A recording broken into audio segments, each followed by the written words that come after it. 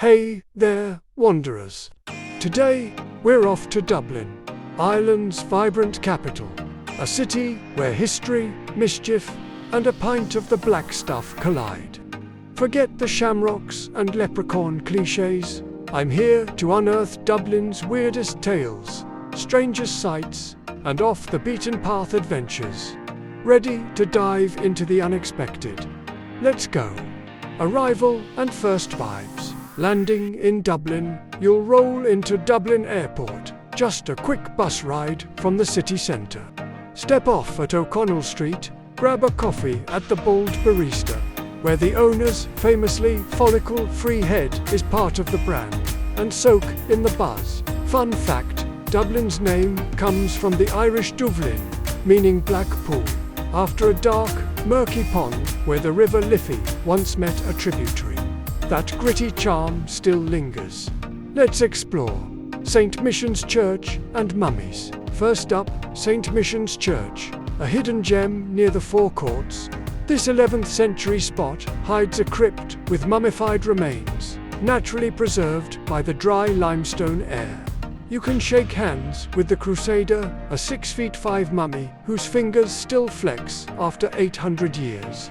Locals whisper he's cursed, so touch at your own risk. Unusual tidbit, the crypt inspired Bram Stoker's Dracula. He lived nearby and loved its eerie vibe. Pair this with a stroll along the Liffey and you've got a spooky start. The Hellfire Club, fancy a hike? Head 30 minutes south to the Hellfire Club on Montpelier Hill. This ruined hunting lodge was once a hangout for 18th century rakes who dabbled in debauchery and, rumor has it, devil worship. The view over Dublin is stunning, but the real thrill, the tale of a card game with a stranger who revealed cloven hooves. Yep, Satan himself, allegedly, bring a flashlight. The site's unmarked trails and ghostly reputation make it a thrill-seeker's dream. Fun fact, a nearby standing stone predates the lodge by centuries, hinting at older mysteries. The Hungry Tree back in the city. Swing by King's Inns on Constitution Hill for a laugh at the Hungry Tree. This 100-year-old London plane tree has slowly swallowed a wrought iron bench, its trunk enveloping the seat like a botanical Pac-Man. It's a quirky photo op and a reminder of nature's quiet rebellion. Nearby, grab a sausage roll at Lavin Spoon Cafe and ponder this oddity. Dublin has more trees per capita than Paris, yet this one's the hungriest. The long room and a bookish secret. No Dublin trip skips Trinity College, but let's skip the Book of Kells crowds and head straight to the long room in the old library. This 213-foot barrel-vaulted chamber looks like Hogwarts, lined with 200,000 ancient books. Unusual fact, it houses a 15th century harp, one of Ireland's oldest, said to inspire the Guinness logo. Here's the kicker. Until 1860, students caught misbehaving had to translate Latin texts here as punishment. Sniff the musty air and imagine their groans. It's a literary time capsule. Phoenix Park's wild side. Next, Phoenix Park, one of Europe's largest urban parks, at 1,750 acres. Rent a bike and pedal past the Yarra San Ukes terrain, the president's residence, but keep an eye out for the real locals. Hundreds of wild fallow deer descended from a herd introduced in the 1660s. Unusual twist. The park's name isn't about a mythical bird. It's a mangling of the Irish Fuinvis, meaning clear water.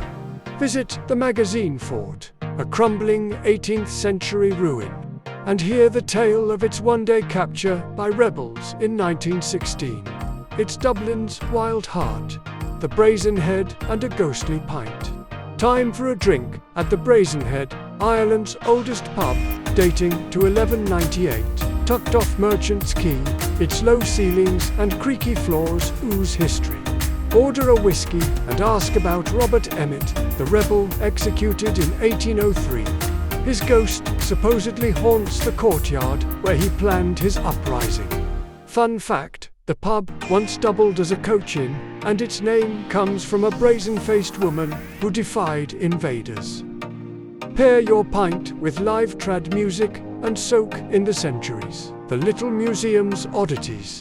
For a dose of quirk, hit the Little Museum of Dublin on St. Stephen's Green. This Georgian townhouse is stuffed with eclectic treasures.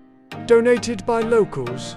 Check out the signed U2 memorabilia or the typewriter used by JFK speechwriter, Unusual Gem. A vial of dust from Nelson's Pillar, a statue blown up by the IRA in 1966. Dubliners still debate who did it. The guided tours a hoot, full of stories like the time a horse wandered into a pub on Burgh Quay. It's history with a wink. Glasnevin Cemetery's tales. Take a short bus ride to Glasnevin Cemetery, a 124-acre necropolis with over 1.5 million souls. Join a tour to hear about Daniel O'Connell, the Liberator, whose crypt has a secret passage.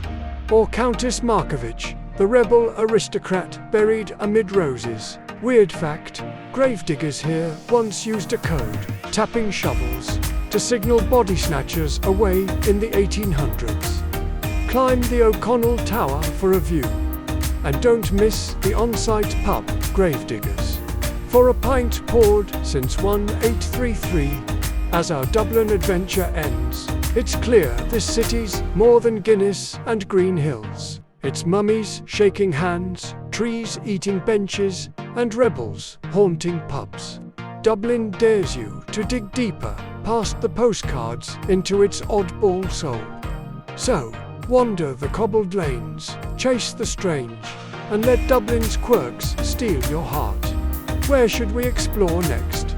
Tell me below.